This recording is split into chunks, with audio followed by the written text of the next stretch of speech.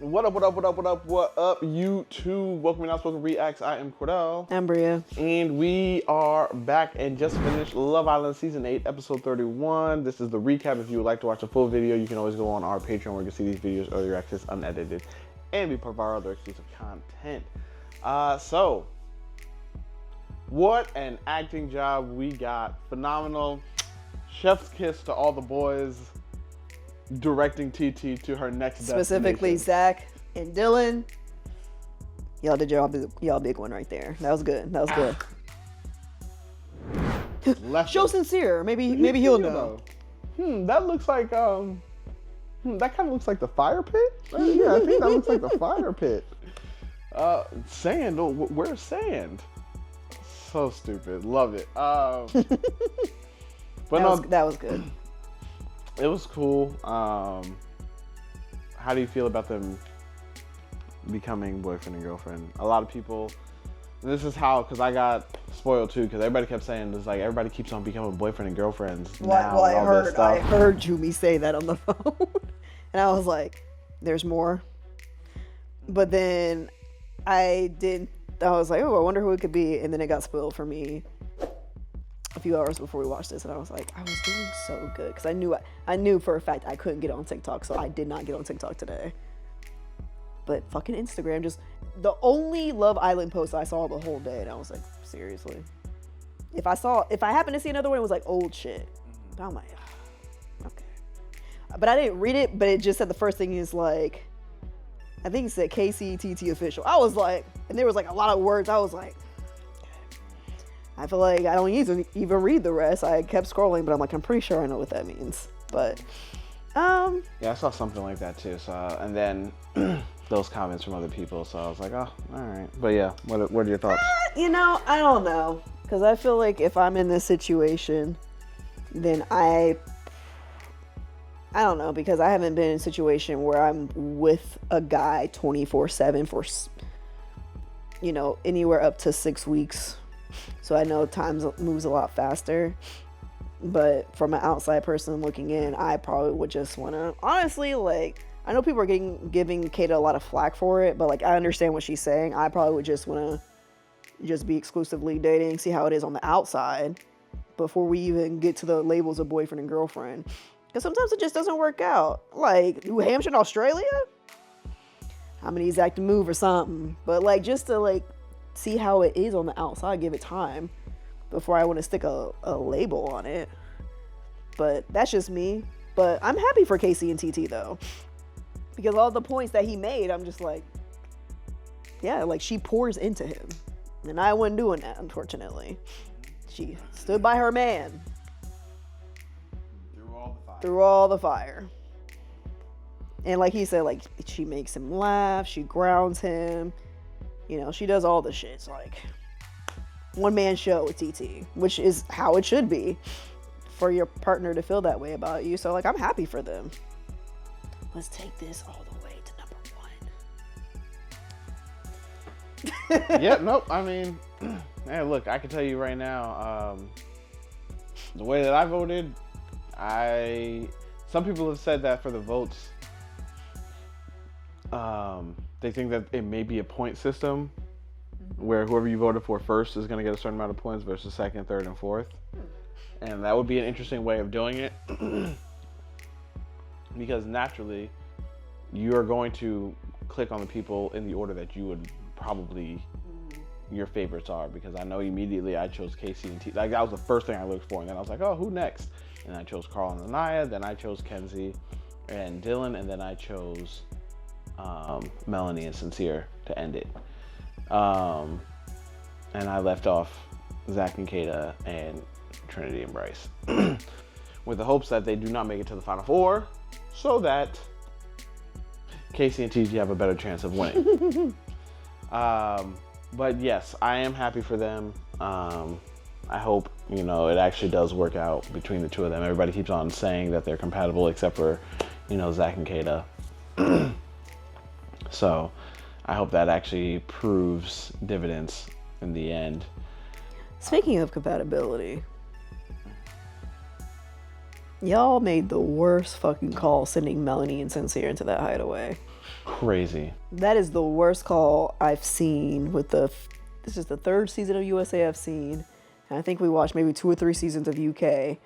And usually we're able to guess, okay, they're going to pick this couple for the Hideaway.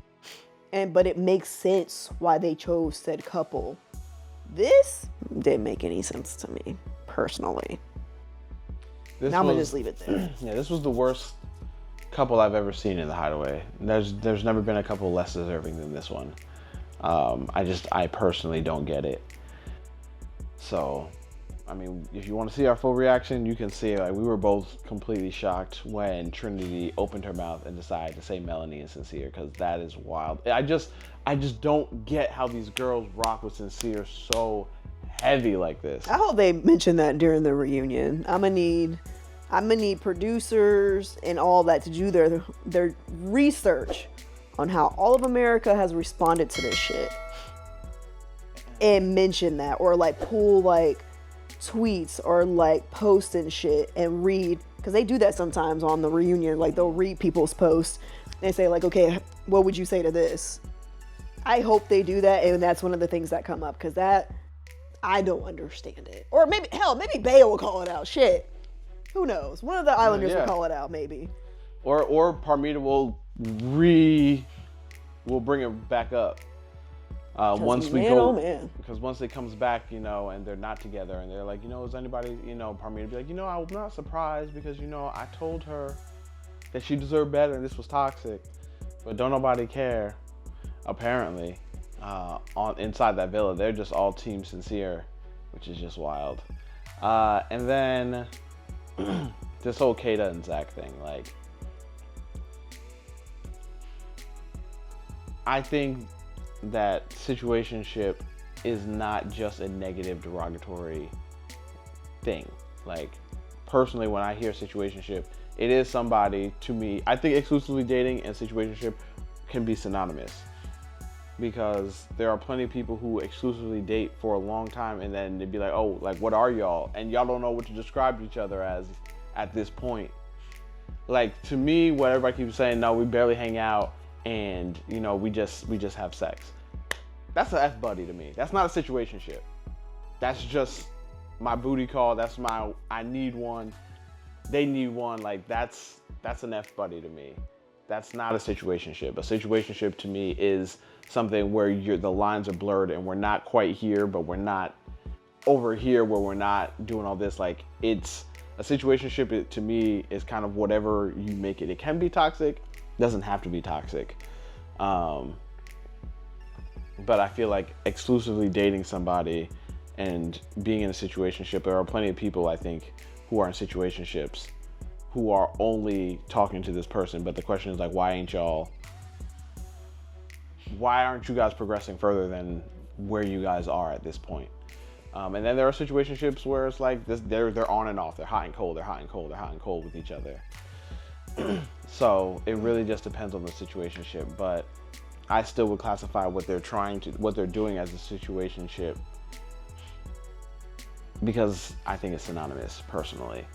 As it doesn't have to be toxic, but it can become toxic. So yes. People just have different definitions of it. Just like they have different definitions of what a hookup is. Mm-hmm. So I'm gonna just leave it like that. No need to go into my definition of what a situationship is. It is what you make it, I guess. Yes. What about, I mean, so we have family night coming up.